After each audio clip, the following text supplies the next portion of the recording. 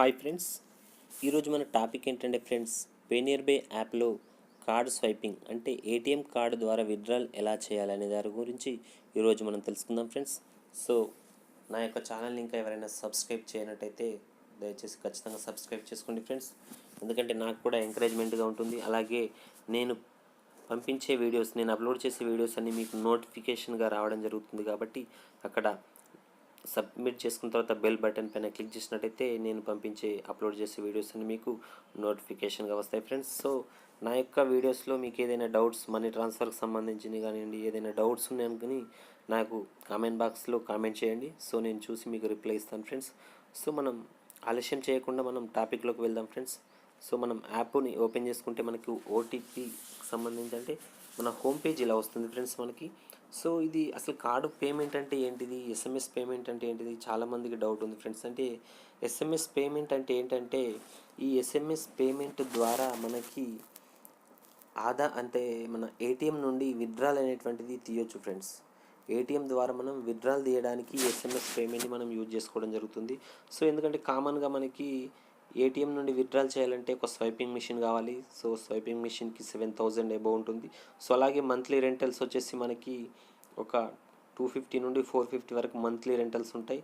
So ఇది చాలా ఎక్స్పెన్సివ్తో కూడుకున్నటువంటిది ఈ స్వైపింగ్ మిషన్ అనేది. సో అది బ్యాంకు ద్వారా తీసుకున్నా, ఏదైనా కంపెనీ ద్వారా తీసుకున్నా కానీ చాలా ఎక్స్పెన్సివ్. సో మనకు ఒక పే నియర్ బైలో ఉన్నటువంటి ఒక గొప్పతనం ఏంటంటే, ఒక చిన్న ఎస్ఎంఎస్ లింక్ ద్వారా మనం మన ఏటీఎం ద్వారా మనం డబ్బుల్ని తీయొచ్చు. సో ఇది చాలా ప్లస్ పాయింట్ ఈ పే నియర్ బై రిటైలర్స్ అందరికీ. సో అది ఏ విధంగా చేసుకోవాలో ఇప్పుడు మనం తెలుసుకుందాం ఫ్రెండ్స్. ఎస్ఎంఎస్ పేమెంట్ అని ఉంటుంది ఫ్రెండ్స్. ఇక్కడ సెకండ్ లైన్లో second option SMS payment. So ఈ ఎస్ఎంఎస్ పేమెంట్ పైన మనం క్లిక్ చేయాలి ఫ్రెండ్స్. సో క్లిక్ చేసినట్టయితే మనకి ఇక్కడ ఎస్ఎంఎస్ పేమెంట్ అని ఉంటుంది. ఎంటర్ మొబైల్ నెంబర్ అన్న దగ్గర కస్టమర్ యొక్క మొబైల్ నెంబర్ని మనం ఎంటర్ చేయాల్సి ఉంటుంది ఫ్రెండ్స్. సో నేను కస్టమర్ యొక్క మొబైల్ నెంబర్ని ఎంటర్ చేస్తున్నాను. సో కస్టమర్ లేరు కాబట్టి నా యొక్క మొబైల్ నెంబర్ నేను ఎంటర్ చేసుకుంటున్నాను. సో ఏదైనా ఒక సంథింగ్ అమౌంట్ ఒక 100 రూపీస్ మనం చూపిస్తాను మీకు. సో ఇక్కడ ఏంటంటే మనకి ఏదైనా ఒక లింక్ పంపించమంటుండు. సో రిమార్క్స్ పంపాలి కాబట్టి ఏదైనా రిమార్క్ రాసుకోవచ్చు, లేదంటే లేదు. సో ఓకే, ఇలా వెళ్ళిన తర్వాత మనకి ఏమవుతుందంటే ఒక మెసేజ్ అనేటువంటిది కస్టమర్కి వెళ్ళిపోతుంది ఫ్రెండ్స్. సో నా దగ్గర కూడా వెళ్ళిపోయింది, లింక్ వస్తుంది మనకు. కస్టమర్ దగ్గర నుంచి మనకు ఒక లింక్ అనేది రావడం చూడొచ్చు, ఇక్కడ మనకు వచ్చింది. సో ఇక్కడ లింక్ వచ్చింది, పే నియర్ బై నుండి ఒక లింక్ వస్తుంది ఫ్రెండ్స్. సో మనం ఈ లింక్ని మనం ఓపెన్ చేద్దాం. మెసేజ్లో ఉంటుంది, అది మెసేజ్కి వెళ్ళిన తర్వాత ఆ లింక్ని మనం మెసేజ్లోకి వెళ్ళి ఆ లింక్ ఓపెన్ చేసుకోవాలి.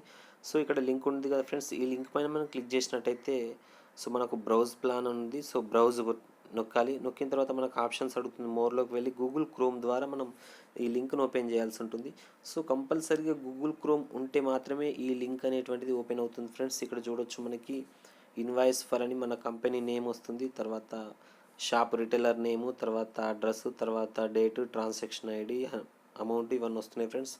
సో ఇక్కడ యూపే 100 రూపీస్ అని వస్తుంది, అంటే కస్టమర్ నుండి మనం 100 రూపీస్ ఏటీఎం ద్వారా విత్డ్రాల్ చేస్తున్నామని అర్థం. సో పే నౌ దగ్గర మనం క్లిక్ చేసినట్టయితే మనకు ప్రాసెసింగ్ వచ్చిన తర్వాత మనకి ఈ విధంగా చూపిస్తుంది ఫ్రెండ్స్, క్విక్ పే అని. సో ఇక్కడ క్విక్ పే కావద్దు కాబట్టి మనం ఈ క్విక్ పేని క్యాన్సిల్ చేద్దాం. తర్వాత క్రెడిట్ కార్డు, డెబిట్ కార్డు, తర్వాత debit card plus ATM pin number, తర్వాత ఇంటర్నెట్ బ్యాంకింగ్, తర్వాత భారత్ క్యూఆర్ అని ఉంటుంది.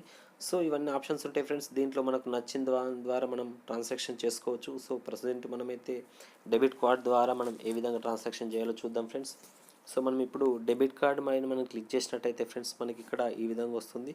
కార్డు నెంబరు, ఎక్స్పైరీ డేట్, తర్వాత కార్డు హోల్డర్ నేమ్ అని వస్తుంది ఫ్రెండ్స్. సో మనకు కార్డ్ నెంబర్ అంటే మనకు ఏటీఎం కార్డు పైన 16 అంకెల కార్డ్ నెంబర్ ఉంటుంది. సో దాన్ని మనం ఎంటర్ చేయాలి ఫ్రెండ్స్. సో నేను ఇప్పుడు ఎంటర్ చేస్తున్నాను కార్డ్ నెంబర్ని. సో కార్డ్ నెంబర్ని ఎంటర్ చేశాను.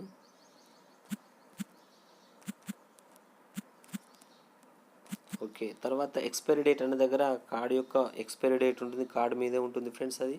సో అది మంత్ ఇయర్ ఉంటుంది, ఆ మంత్ ఇయర్ని మనం ఎంటర్ చేయాల్సి ఉంటుంది ఫ్రెండ్స్. ఓకే, తర్వాత సివివిఆర్ సివిసి నెంబర్ ఉంటుంది. సో ఇది చాలా సెక్యూర్ ఫ్రెండ్స్, ఏంటంటే కార్డు బ్యాక్ సైడు 3 డిజిట్స్లో ఉంటుంది. సో ఇది చాలా యూస్ఫుల్ ఫ్రెండ్స్. ఈ నెంబర్ని మాత్రం మనం ఎట్టి పరిస్థితుల్లో ఎవరికి చెప్పొద్దు. కస్టమర్ దగ్గర నుండి అడిగి మరీ తీసుకోవాలి తప్ప మనం కస్టమర్ ఏటీఎంని తీసుకొని మనం ఇలా స్వైపింగ్ చేయొద్దు. సో కస్టమర్ ద్వారా మాత్రమే మనం కస్టమర్ని అడిగి ఈ నెంబర్ని మనం తీసుకోవాల్సి ఉంటుంది. సో మనం ఏంటంటే కస్టమర్ పేరు అడుగుతుంది కాబట్టి ఇక్కడ కస్టమర్ పేరు ఎంటర్ చేసిన తర్వాత మేక్ పేమెంట్ పైన మనం క్లిక్ చేయాలి ఫ్రెండ్స్.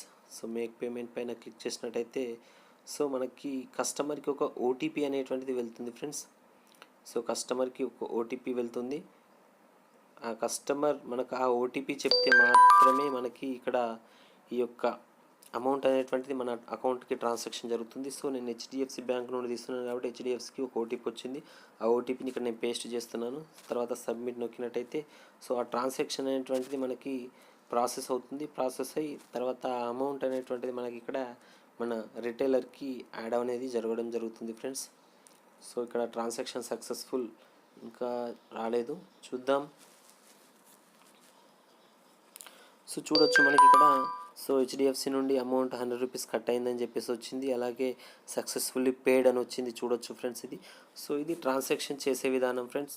సో ఇక్కడ ట్రాన్సాక్షన్ సక్సెస్ జరిగిపోయింది. సో అప్పుడు మనం ఇక్కడ పేనియర్ యాప్కి వెళ్ళాలి. సో వెళ్ళిన తర్వాత ఇక్కడ చూడొచ్చు మనకి 100 రూపీస్ యాడ్ అయినాయి.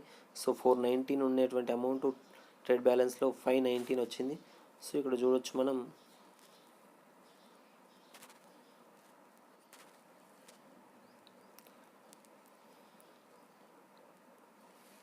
సో ఇక్కడ మనం రిపోర్ట్స్కి వెళ్ళినట్టయితే ఫ్రెండ్స్ ఇక్కడ మనకు రిపోర్ట్స్లో ట్రేడ్ లెడ్జర్లో మనకు వెళ్ళాలి. ట్రేడ్ లెడ్జర్లో మనకి ఏంటంటే ఇక్కడ మనకి 419.84 పైసే ఉన్నటువంటి అమౌంట్ ఇక్కడ 519.49 వచ్చింది. అంటే డెబిట్ 99.65 వచ్చింది ఫ్రెండ్స్. అంటే 3.5% మనకు ఈ ఏటీఎం పైన మనకు డెబిట్ అవుతుంది. అంటే మనకు 1000కి 3.5 రూపాయలు ఛార్జ్ అనేది పడుతుంది కాబట్టి సో దాన్ని దృష్టిలో పెట్టుకొని మనం ఈ ట్రాన్సాక్షన్స్ చేయాలి. సో ఇది మనకు ఎస్ఎంఎస్ పేమెంట్ ద్వారా ఏటీఎం నుండి అమౌంట్ ఏ విధంగా తీయాలనేది సో ఇక్కడ మనకు చూపిస్తుంది. మనకు ట్రాన్సాక్షన్ సక్సెస్ అయిందనేసి ఇక్కడ మనకు డిస్ప్లే కూడా అవుతుంది ఫ్రెండ్స్. సో దీన్ని బట్టి మనం ఈ ట్రాన్సాక్షన్స్ ఏ విధంగా చేయాలి, ఏటీఎం విత్డ్రాల్ ఏ విధంగా చేయాలని మనం నేర్చుకున్నాం.